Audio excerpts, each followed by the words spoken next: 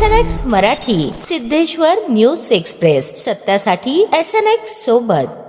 ठिकाणी आपण करून 90-95% ठिकाणची पाईपलाईनची नकाशे आपण विकवत आहे.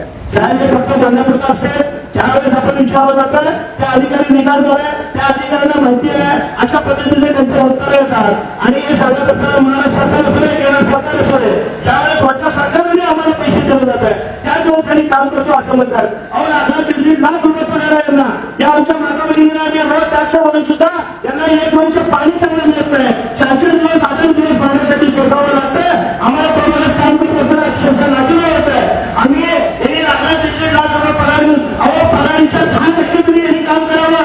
पगार जे घेतात ना ते 10% तरी प्रत्येक कर्मचारी माझा आरोप आहे नागपूर साहेब यांनी पगारांच्या 10% सुद्धा यांनी काम नीटनेटकेपणे करत नाही. त्यामुळे आम्हाला सगळ्या नागरिकांचा रोज आम्हाला घ्यावा लागत आहे.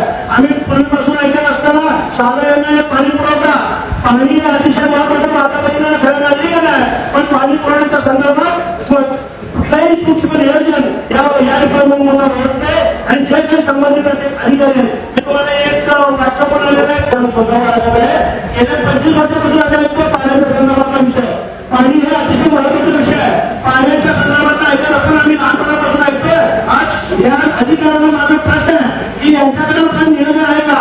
सोलापूर शहरामध्ये कुठल्या भागामध्ये कुठल्या इंचीच्या पाण्याची लाईन आहे त्यांच्याकडे मॅप आहे का? हे अतिशय महत्वाचा विषय आहे. सर तुम्ही सार्वजनिक आरोग्य अभियंता म्हणून त्यांना माझा प्रश्न आहे. त्यांच्याकडे पूर्ण टोटली पूर्वीपासून वाटला इंच सगळे 4 इंची होते 6 इंची होते 8 इंची होते 3 फुटाचे होते.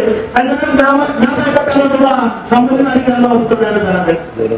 आपल्या मंडळीकडे एक अशोक कट्टीमणी म्हणून एक कर्मचारी आहे. साहेब नमस्कार, मी अशोक कट्टीमणी राहणार ग्रामवली हाऊसिंग सोसायटी मुस्लिम बाजार ब्लॉक नंबर 22. गेल्या 2 महिन्यापासून मला पाणी मिळत नाही.